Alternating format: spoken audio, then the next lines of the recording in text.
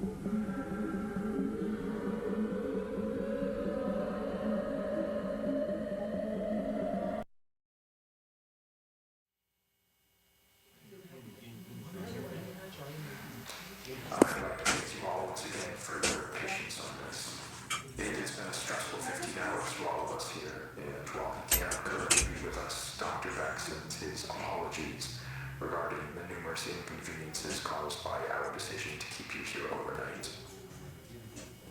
Now, it appears that the situation has reached a point of some stability. We're still looking into a few things, but I feel that we can now properly address what occurred without running into speculation. What happened last night should not have happened. Not here, not with us. What occurred was a gross misunderstanding that was the result of some severe information mismanagement. Even now, I believe most of you still have an incomplete idea of what took place last night. Before I fill you in, I need to address the fact that there has been information deliberately withheld from many of you on the project. Now, these choices were not made lightly and were done for only the best of reasons. However, I want to make it abundantly clear that following the events of last night, it has been proven to us that that method of conducting ourselves was not viable. So, I'm coming to you now to correct this mistake and begin delivering the authentic order of events as we understand them. On the morning of March 1st, a team of 4 researchers was sent into the complex to conduct their routine layout analysis. George Levy, Marvin Lee, Ronald McCarthy, and Peter Tench. At around 12:25 p.m., the group realized that they had lost track of Tench while traversing a previously accessed branch of hallways. As you'll recall, this prompted an immediate withdrawal response back to standard, followed by several days of significant search efforts. However, those ultimately yielded nothing, and as far as any of us were concerned, Tench had simply vanished, leaving no physical trace. Now, for obvious reasons, that wasn't something that we could disclose to the public, so roughly 2 weeks following his disappearance, our security team was forced to put together a more acceptable cause of death that would keep attention away from this institute and provide closure to the family. So that is all close to common knowledge, I presume. Not all of you were with us at the time of the incident, however. You're certainly aware of the effects it has had on our internal procedures over the past few months. Regardless, that was where Tench's involvement in this came to an end. Or, at least, that's what we assumed. Because on May 8th at approximately 5:30 p.m., a motion alert was sent out from the complex, which was closed off at the time. One of our senior engineers was sent down to assess the situation and discovered a male dressed in hazard gear who we were able to identify as Peter Tench. Immediately following this discovery, Tench was moved to a secure room on this floor where, over the following days, a select group of doctors were able to administer a panel of tests in order to determine what had happened to Peter in the 2 months he had been gone. Those tests yielded very little useful information. By all measures, Peter appeared to be in excellent health. However, we were still provided one very useful tool in understanding how the situation unfolded from his perspective. Some of you may recall that on the day of his disappearance, Tench was his team's designated camera operator. Well, when we recovered him, he still had that camera in his possession, and in fact had documented the entire ordeal. The footage will be presented in its entirety later today. However, for the purpose of this discussion, I will only be highlighting key events.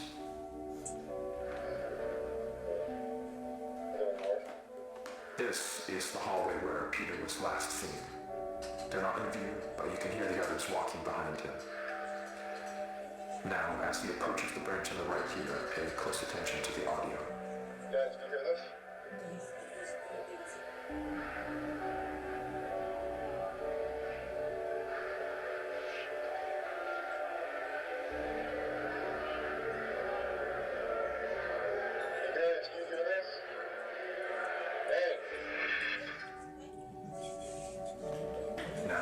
Save the discussion for afterwards, but what you just saw is what we believe to be the moment that Peter was instantaneously transported 2 months forward in time. Following that abrupt flash you just saw, Tench proceeds back out into the hallway in search of his team, but is without any indication of their presence. The next 30 or so minutes of the tape follow a fairly panicked Tench as he attempts to navigate his way back to the threshold. He does obviously find his way back. However, the threshold appears not as he knows it, but as it appeared on the date of May 8th. And this ties us back to the moment when we recovered him. So, to summarize, from his point of view, he had only been inside the complex for several hours. So to him, all of the new developments surrounding the threshold were completely foreign. Luckily, though, as I already mentioned, there were people available to manage the situation as it unfolded. And over the course of the following days, we were able to properly sit down with Peter and work with him to gain a collective understanding of what had happened. However, there was still the very significant fact that Mr. Tench was considered legally deceased as a result of the cover story, and reversing that would be no easy feat. He understood this and was willing to cooperate while we looked for a way to reintegrate him without raising suspicion. Unfortunately, though, that process ended up taking quite a bit longer than we had anticipated, and all the while, Peter was sucked out here, waiting idly by. We did our best to keep him engaged, but it is hard to combat the effects of prolonged sensory deprivation on the human brain, and as a result, Peter's mental state took a toll. Not to a degree that was outright concerning at first, but around the end of week 2, we noticed that he was starting to exhibit a number of behaviors common in patients diagnosed with paranoid schizophrenia. Though we don't have reason to believe that Mr. Tench was afflicted with that condition. Whatever the case, while he didn't express it outright, from what we could gather, he appeared to have deluded himself into believing that he was still inside some sort of illusion created by the complex, and that we were secretly looking to do him harm. This all came to a head on the night of the 22nd, when, while Tench was finally about to be transferred to a temporary above-ground residence, he broke away from us and, using stolen credentials, forced his way back into the complex where he would go undiscovered until just last night, when he ambushed and violently attacked Team B in room 14C, leaving Dr. Bloom in critical condition.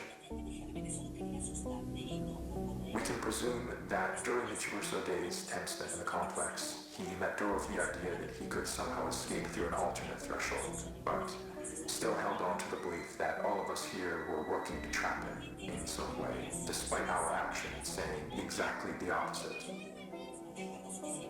Immediately after firing a single shot from the Remington 870 to Dr. Bloom's side, Tench fled the scene and headed to the threshold outpost, where he would turn the weapon on several more of you, all progressing to standard and through the lower offices.